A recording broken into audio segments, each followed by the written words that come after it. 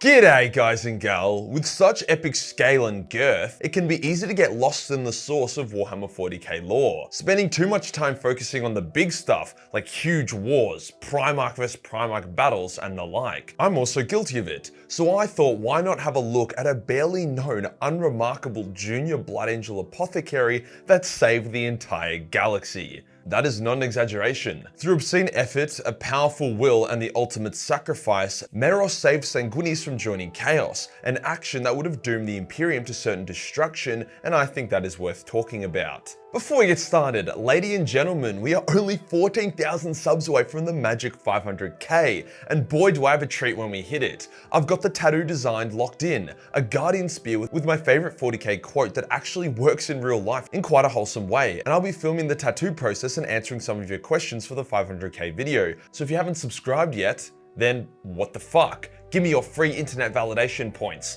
I've also secured one of the hottest cosplay models in the world for an epic photo shoot that will be on the Patreon as a part of hitting 500k. The 500k merch drop is also going to be off its tits, like I paid extra to be able to source comfy custom branded bathrobes. I'm pretty excited about that since I pretty much edit all my videos and attend most of my Zoom calls in a bathrobe, and I regret nothing. Stocks will be very limited, so if you want to guarantee a chance to pick up some 500k merch, then be sure to put your email in on the website. While you're there, why not help me polish off the last bit of the current merch? There is only 40 protein shakers left, as well as a small handful of other good stuff, featuring a beer cooler, magnets, stickers, and the best value 20-pack of dice you'll ever get. None of these items will ever be restocked, and the remainder will be thrown out when the 500k drop lands next month. Today we'll go over the life, badassery, and legend of Meros, before going into his legendary sacrifice and how that saved Sanguinius' soul. We'll then discuss what happens to him after the sacrifice. After all, what he sacrificed was 100 times worse than death. Let's get into it. Meros was not a Legion champion, or a genetic freak, or a particularly impressive space marine. He was solid and reliable, but nothing special like Abaddon or Sigismund. The only thing that stuck out about him was the fact that he used the chain axe as his primary weapon. Not uncommon for a space marine, but extremely rogue for a junior apothecary, which he was. Meros' rise to Legion legend occurred entirely during the Cygnus campaign, where the full might of Khorne and Slaanesh united to try either kill Sanguinius and corrupt the Blood Angels, or kill the Blood Angels and corrupt Sanguinius, or just kill them all, or corrupt them all. It was a trap laid by Horus, who was desperate to get Sanguinius killed, since Sanguinius was the most powerful of the Primarchs. Not only did he threaten Horus' life, but if Sanguinius was to fall to Chaos, then he could challenge Horus for title of War Master. The first mention of Meros was when he was secretly called in to extract the gene seed of a Blood Angel who had fallen to the Red Thirst and was then culled by Sanguinius. He was sworn to absolute secrecy regarding the entire affair, and he wasn't even aware that the warrior had been culled or that the Red Thirst even existed. But it is worth quickly mentioning this, as this was the first time Meros appeared in the lore.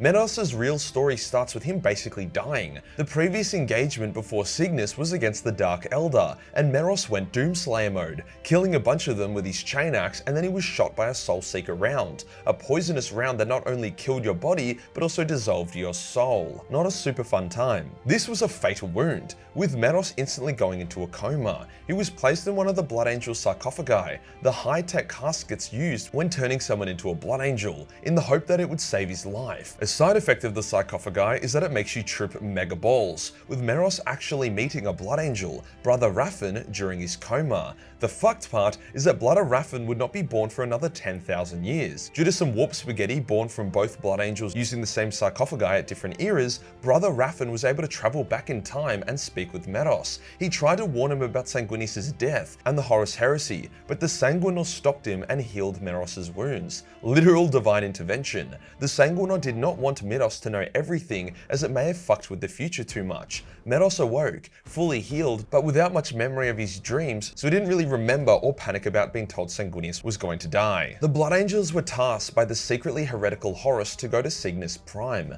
where Horus hoped that Sanguinius would die. The Cygnus campaign is a classic example of Chaos fucking itself over, as it had 3 different intentions and goals for the Blood Angels. Khorne, represented by Kabunda, wanted to kill Sanguinius and corrupt his legion, although he would have been happy with a corrupted Sanguinius as well. Slaanesh, represented by Kyrus, wanted to corrupt Sanguinius and was happy for the legion to be killed, whilst Horus, represented by male pattern boldness, was desperate for Sanguinius Sanguinius to die and didn't care what happened to his legion. It was this disunity that did most of the damage to the forces of chaos. After seeing a lot of wacky shit in the Cygnus cluster, such as a world destroying itself, cities possessed by unnatural forces, and a veil that surrounded the system, they arrived on Cygnus Prime, where the forces of chaos had massacred the entire world's populace bar a few thousand cultists. Sanguinius was like, fuck these guys, and he and his forces charged. However, during his duel with Kabunda, Sanguinius got seriously wounded as Kabunda broke his legs, then killed 500 Blood Angels with a super attack that was cursed. The curse caused the death of each of those 500 to hit Sanguinius in the balls with the force of a Naruto running autist.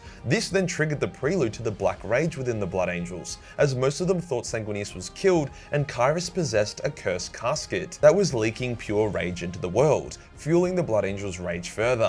Meros and a small squad of the Legion's most elite warriors were able to resist the call of violence by finding and staying close to a blank that happened to be on one of the worlds in the Cygnus cluster, thus making them the only non-spastic Blood Angels. And boy, were the Blood Angels spastic. The demons seriously underestimated just how angry the boys in red could get, as their demonic legions were being torn apart. Kairos was like, what the fuck, Kabunda, our armies are getting massacred. And Kabunda was like, I know right, how fucking awesome. However, it wasn't just sunshine and rainbows. The Space Wolves accompanying the Blood Angel Legion were torn apart and drained of blood by their allies, and it became clear that as soon as the demons are all gone, the Legion would most likely turn on itself. So Meros and friends beeline to the enemy stronghold, a race against time to break the curse. They arrived, however they were blocked by both Kabunda and Kairos. Despite Meros pulling out his chainsword and being a badass and shit, there's really not much he can do against two greater demons. But then Sanguinius appears like the fucking glorious Hawkboy he is. The Primarch had been awoken from his coma through the sacrifice of most of the Legion's librarians, who broke the Oath of Nicaea to save their Primarch. Sanguinius pins Kairos to a wall with his spear, then fights Kabunda, breaking the greater demon and then banishing him back to hell. Sanguinius then rounded on Kairos, but found out the ugly truth. It wasn't the demonic presence making his sons rage, it was the cursed casket that could not be destroyed. However, if Sanguinius was willing to jump into it, he would absorb the rage fire into himself, forever releasing his sons from the grips of the Red Thirst and the Black Rage. However, he would fall to chaos. Now, the demon was probably full of shit. I imagine that the Blood Angels would have also been corrupted, but it's made very clear just how insecure Sanguinius is about the Red Thirst, and how he would do literally anything to cure it. So Sanguinius decides that he will make his sacrifice for his legion. Meros is like, nah, fuck that, and sprints towards the casket. Sanguinius goes to stop him, but Meros is like, no dad, you falling to chaos would fuck the entire galaxy. Me jumping into this casket won't. Before the Giga Chad then removed his own fucking gene seed and threw it to Sanguinius so that his genetic legacy would live on. Jesus Christ, that is not a pleasant thing to do to yourself. Meros then jumped into the Rage Casket, taking the fire into himself and removing the curse that was enraging the Legion.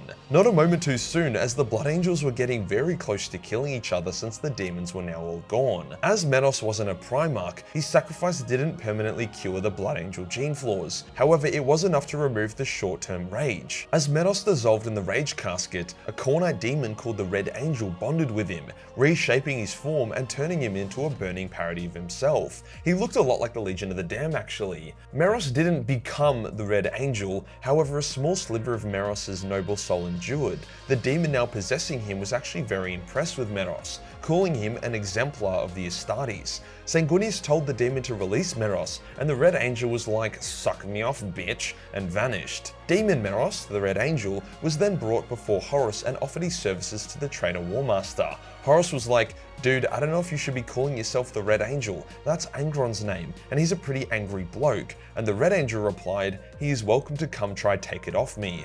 Badass. I mean, kind of retarded since Angron is OP as hell and would certainly take it off him without too much drama, but badass nonetheless. That is the sacrifice of Meros, giving up his body and soul to save his Primarch and the soul of his Legion. Without his sacrifice, either Sanguinius would be a traitor or the Blood Angels Legion would have killed itself, or both. But Meros' story doesn't end there. What happened to him when he became the Red Angel? Well, sadly he's ended up getting somewhat forgotten and sidelined. He helped guide Horus when he entered the warp portal bottle on Molech, but so far we haven't really seen him again. Kind of makes Sanguinius' vow to free Meros a bit hollow, but who knows, maybe he'll pop up on the Vengeful Spirit during the final Siege of Terror book, having a bit of a showdown with Sanguinius before the angel finds Horus. I'm curious, guys and gal, has there ever been any greater sacrifice than the one Meros made for Sanguinius in the entirety of 40k? If so, let me know in the comments below. If you enjoyed the video and you want to support the channel, then Patreon is the place to be. Well, there's not only a boatload of Battle Mace 40 million hentai, but also a bunch of live action nude cosplay photos, with a photo shoot on the horizon that will stack it up even more.